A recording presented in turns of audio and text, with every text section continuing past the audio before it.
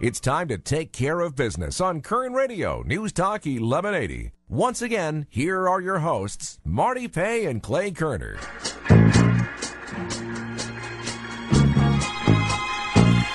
We're back on Taking Care of Business on Kern Radio Newstalk 1180. Hey, Russell, hold on a minute. I got a couple more questions for you. Come on back here. Russell, here he is. Russell's back with us to finish up the afternoon. And for those of you that are here, we're really glad you joined us. But Russell, just yesterday I went to a small business development center downtown opening. It's a new supporting group for small businesses, and it's sponsored by CSUB. And Wells Fargo Bank gave him $50,000 as grant money to kick it off. John Pryor is running that program temporarily right now, and he's doing a fantastic job, has about 50 different consultants helping small businesses. What do you know about the Small Business Development Center?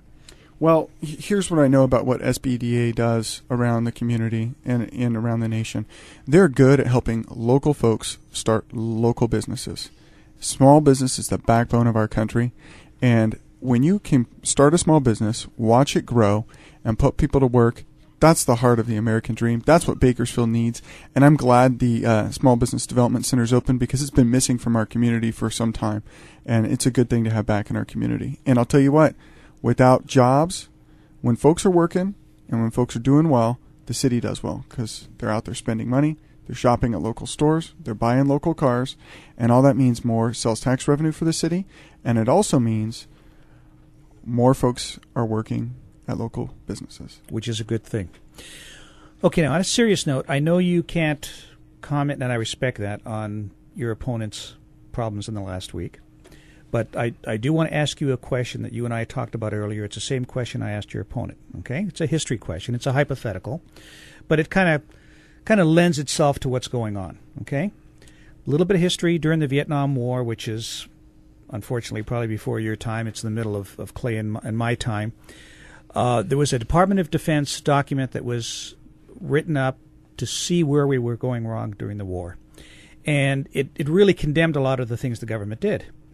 So Daniel Ellsberg, who worked for the Rand Corporation, had a top-secret clearance. He saw the document. He said, for the greater good, because the public needs to know this, I'm going to release this document. I'm going to break the law and release this document. So, because he thought there was a greater good involved. My question, same question I asked your opponent, was, do you think it is right for someone in that situation to break the law for what they may perceive as the greater good? Yeah. It comes down to each and every person and what their individual choice is. Mm-hmm. But if someone feels that the greater good is best served, I think the most important part is that you need to own it.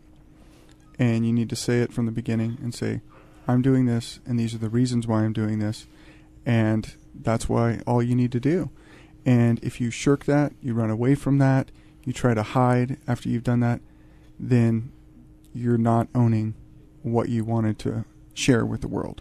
Mm-hmm. And I think in the case of the incident you brought up, lives were at stake. We're talking about the lives of Americans. We're talking about, a war.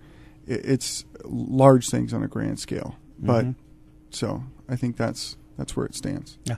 It's interesting. When this question came up, a friend of mine had actually phrased that question for me to ask your opponent and you.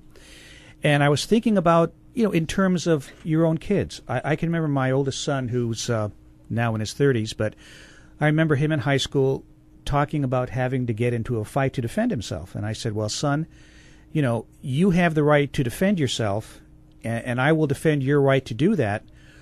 But if you do decide to break a law, then you're responsible for the consequences of that law, whatever those consequences happen to be. Correct, yeah. Okay. If you break the law. We live in a society that's set up by laws and rules.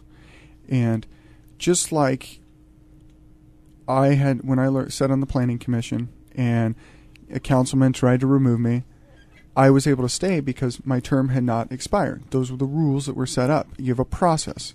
And at the end of the day, all we have left is the process, the rules, the laws by which we live by. Mm-hmm. And if we throw those out the window, then we throw our community and our society and our way of life at the window. But that doesn't mean good people shouldn't do the right thing. Yeah, I totally agree. Russell, thank you so much for taking that time with us today and being here. It's been a pleasure to be here with you, and it's going to be a great race. And I wish you the best in the next couple of weeks. Thanks, Marty, and thanks, Clay, for having me on. I appreciate it. Thank you. Good luck. We still have a couple minutes left, but Clay, you had something you wanted to talk about, and I wanted to make sure I passed the baton over to you. Oh, okay. Yeah, I did want to talk about something. You know, I've been a self-employed businessman in this community for the past 25 years, and we always try to help the community and work with the business owners. And now we have a new project that we've taken on. It's called 123 College. And what we're going to be doing is helping students find grants and scholarships to help them further their education. We'll also be helping them with their SAT and their ACT study guides. We'll give them software by Kaplan Learning Center that guarantees to improve their test scores. So we're pretty excited about that. We'll also assist them with filing their FAFSA filings as well as negotiating with the various colleges to make sure they get maximum dollar. So it's pretty exciting, and it's a new project we're taking on, and I think it's going to be a great project for this community where we're able to find money through scholarships and grants for kids to get into higher education at the college of their choice.